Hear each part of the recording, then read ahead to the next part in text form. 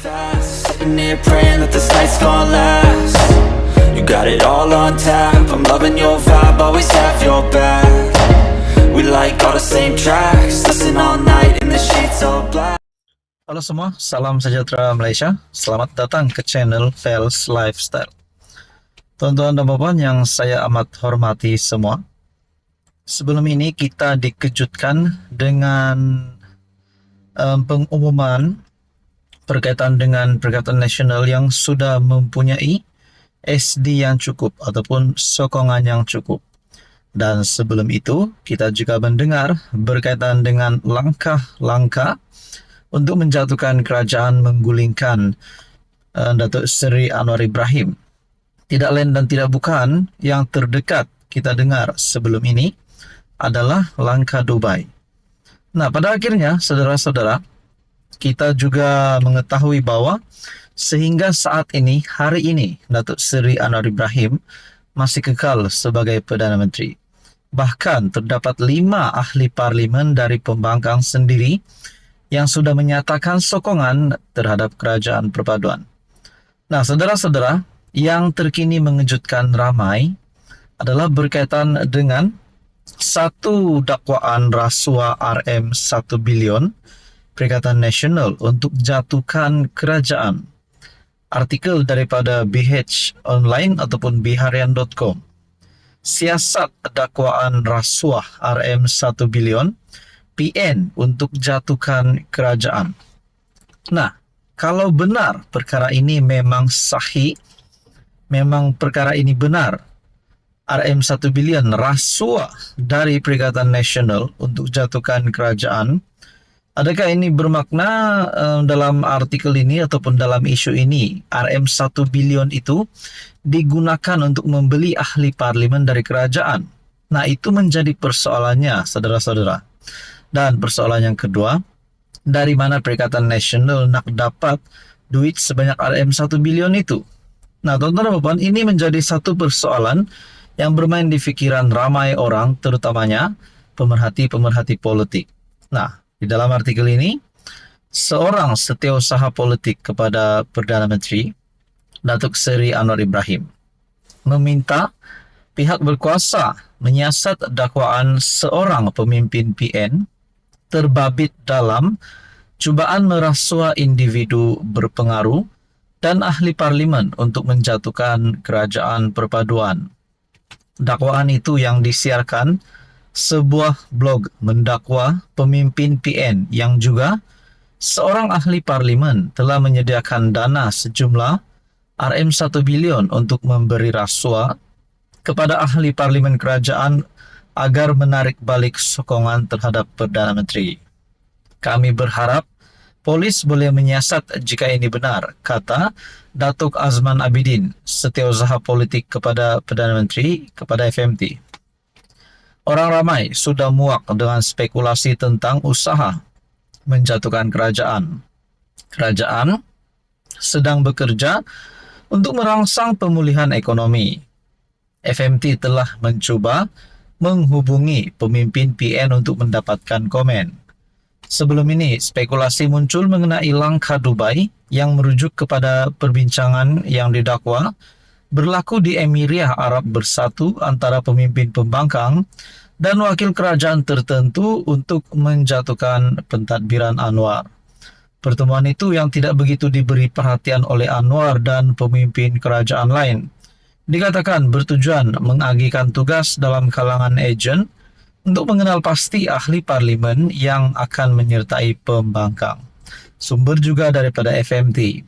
Nah, saudara-saudara, kalau benar isu ini, di mana setiausaha politik kepada Perdana Menteri yang meminta pihak berkuasa, sudah pasti kepada PDRM, untuk menyiasat dakwaan pemimpin PN yang terbabit dalam cubaan merasuah individu berpengaruh dan ahli parlimen untuk menjatuhkan kerajaan perpaduan. Kalau benar memang perkara ini ada, kalau benar memang ada dan wujud dakwaan rasuah RM1 bilion PN ini, seperti yang saya cakap tadi, persoalan yang pertama, siapakah menjadi dalang persoalan yang kedua, dari manakah duit RM1 bilion ini untuk merasua ahli parlimen dari kerajaan agar menarik balik sokongan terhadap Perdana Menteri? Sudah pasti kalau ada memang wujud pemimpin ataupun pihak yang coba merasua ahli parlimen kerajaan agar menarik balik sokongan, sudah pasti PDRM ataupun mana-mana pihak berkuasa sepatutnya melakukan tindakan yang sewajarnya, mungkin menangkap ataupun menahan ataupun mungkin memberikan tindakan yang sewajarnya. Jadi saudara-saudara, tonton dan puan, apa komen Anda berkaitan dengan isu ini? Teruskan bersama di dalam channel ini untuk info yang seterusnya. Halo semua, salam sejahtera Malaysia. Nah, beberapa waktu kita buka telepon, kita tengok telepon, masuk YouTube, masuk TikTok, bercerita dengan kawan-kawan, lebih-lebih lagi kepada yang meminati keadaan politik semasa.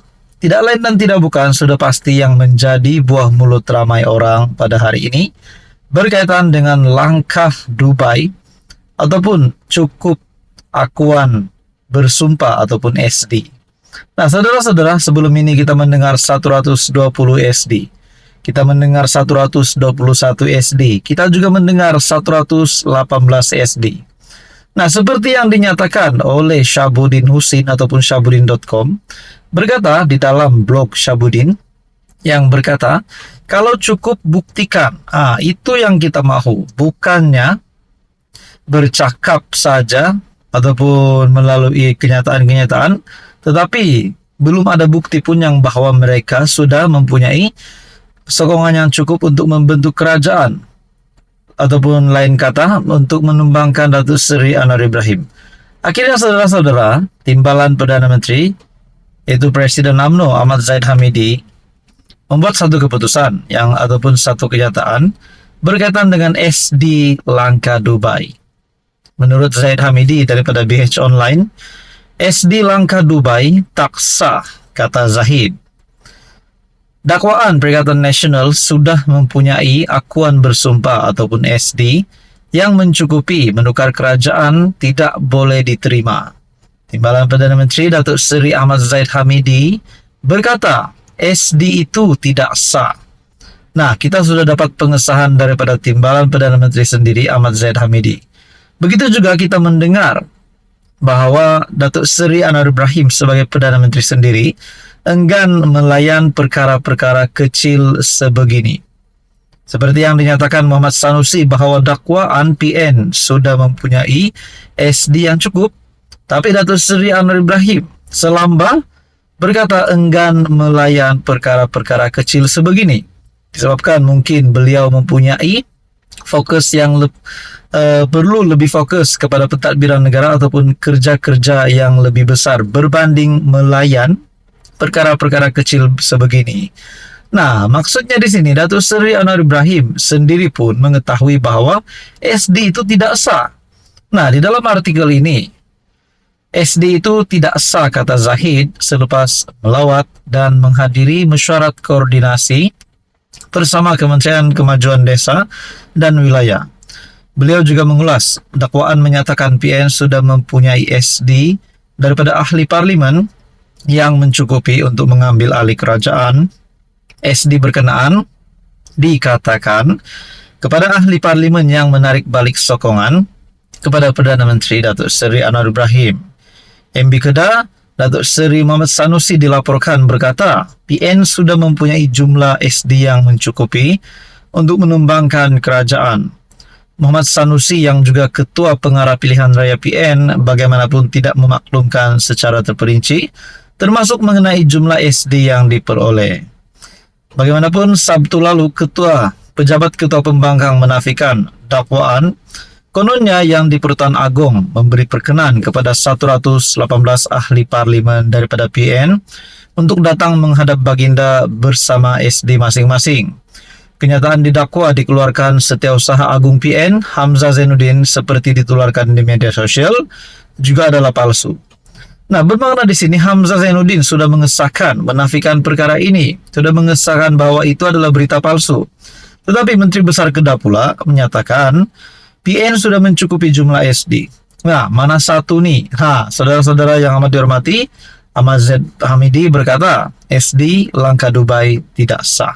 Apa komen Anda? Sekian saja, teruskan bersama di dalam channel ini untuk info yang seterusnya.